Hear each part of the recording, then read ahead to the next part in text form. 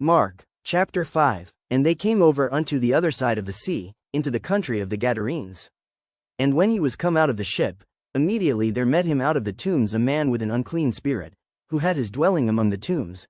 And no man could bind him, no, not with chains, because that he had been often bound with fetters and chains, and the chains had been plucked asunder by him, and the fetters broken in pieces.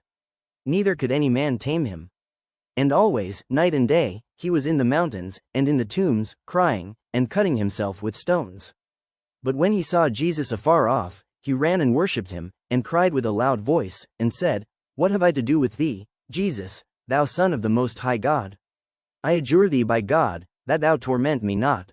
For he said unto him, Come out of the man, thou unclean spirit. And he asked him, What is thy name?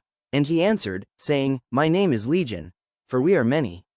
And he besought him much that he would not send them away out of the country. Now there was there nigh unto the mountains a great herd of swine feeding. And all the devils besought him, saying, Send us into the swine, that we may enter into them. And forthwith Jesus gave them leave, and the unclean spirits went out, and entered into the swine, and the herd ran violently down a steep place into the sea. They were about 2,000 winking face, and were choked in the sea. And they that fed the swine fled, and told it in the city, and in the country. And they went out to see what it was that was done. And they come to Jesus, and see him that was possessed with the devil, and had the legion, sitting, and clothed, and in his right mind. And they were afraid. And they that saw it told them how it befell to him that was possessed with the devil, and also concerning the swine. And they began to pray him to depart out of their coasts.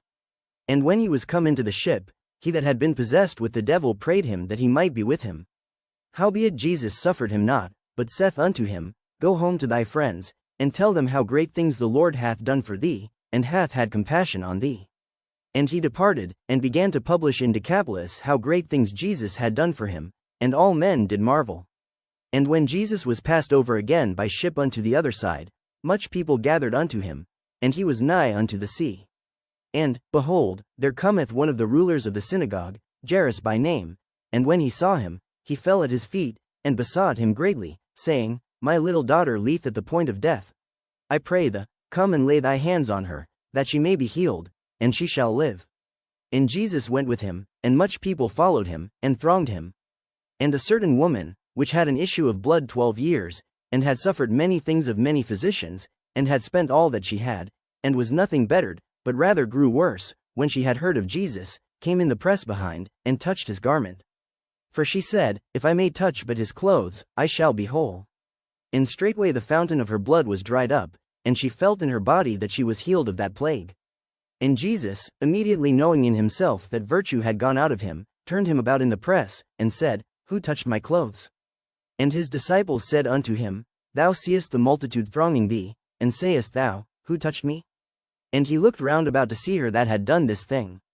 But the woman fearing and trembling, knowing what was done in her, came and fell down before him, and told him all the truth. And he said unto her, Daughter, thy faith hath made thee whole, go in peace, and be whole of thy plague. While he yet spake, there came from the ruler of the synagogue's house certain which said, Thy daughter is dead. Why troublest thou the master any further? As soon as Jesus heard the word that was spoken, he saith unto the ruler of the synagogue, Be not afraid, only believe. And he suffered no man to follow him, save Peter, and James, and John the brother of James. And he cometh to the house of the ruler of the synagogue, and seeth the tumult, and them that wept and wailed greatly. And when he was come in, he saith unto them, Why make ye this ado, and weep? The damsel is not dead, but sleepeth. And they laughed him to scorn. But when he had put them all out, he taketh the father and the mother of the damsel, and them that were with him, and entereth in where the damsel was lying. And he took the damsel by the hand, and said unto her, Talitha cumi, which is, being interpreted, Damsel, I say unto thee, arise. And straightway the damsel arose, and walked, for she was of the age of 12 years. And they were astonished with a great astonishment. And he charged them straitly that no man should know it, and commanded that something should be given her to eat.